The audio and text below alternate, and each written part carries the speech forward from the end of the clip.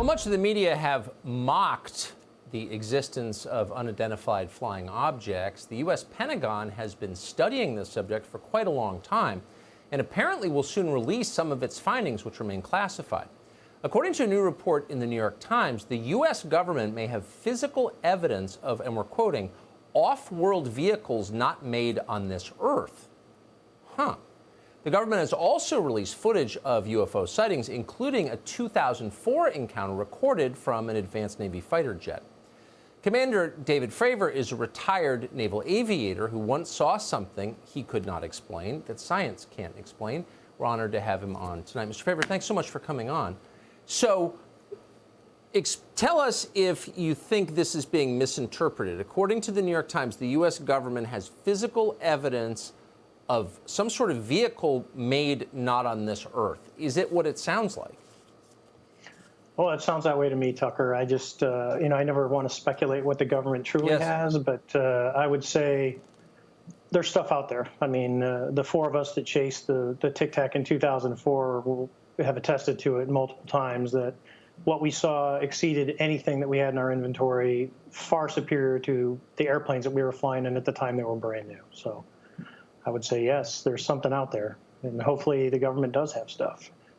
So when we spoke before about this, and you suggested that the object you saw that you chased, the Tic Tac, behaved in ways that challenged your understanding of aeronautics, of physics, and that you didn't think it was likely that that object belonged to a foreign military.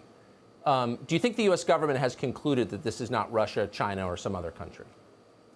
I'm pretty sure of that, just by some of the phone calls that we have gotten, some of the people that we have talked to in the government, that they are unaware of what this is. And I think that ties directly with the East Coast sighting with the gimbal video. And I'd be willing to say, just because I'm in contact with a lot of these people, that there are more incidents that are starting to come out, that people are starting to report inside the government channels of things that they've seen. And I think you're seeing it from people in the past, because it always had that taboo to come out and talk about these things.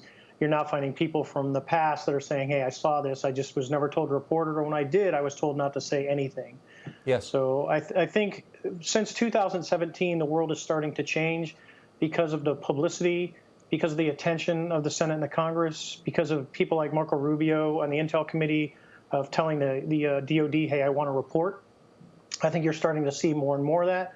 And I would say if the government does have stuff, and I don't know what they have, but if they do, I would think that, there's probably stuff. If you go, Roswell was 73 years ago. If something did happen, because there's a lot of speculation that there was something other than a weather balloon, where's all that at?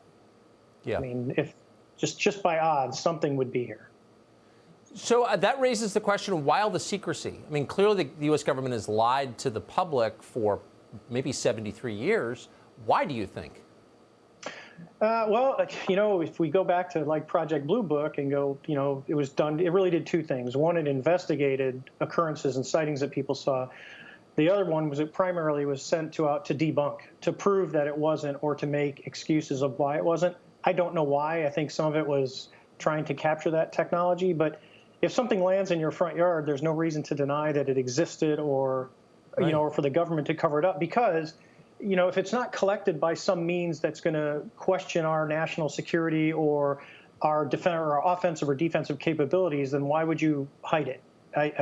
That just baffles me. Just like our incident, why wasn't it thoroughly investigated at the time for something that literally could penetrate a battle group spaces, and they did nothing? I mean, there was nothing done until really about 2009.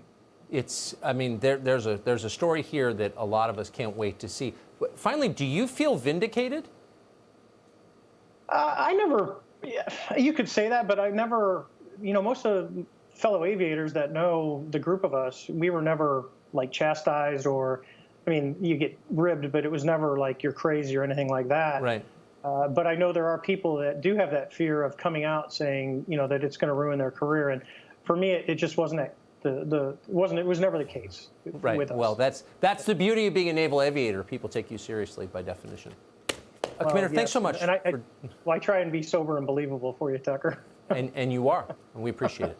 Thank you. Thank you.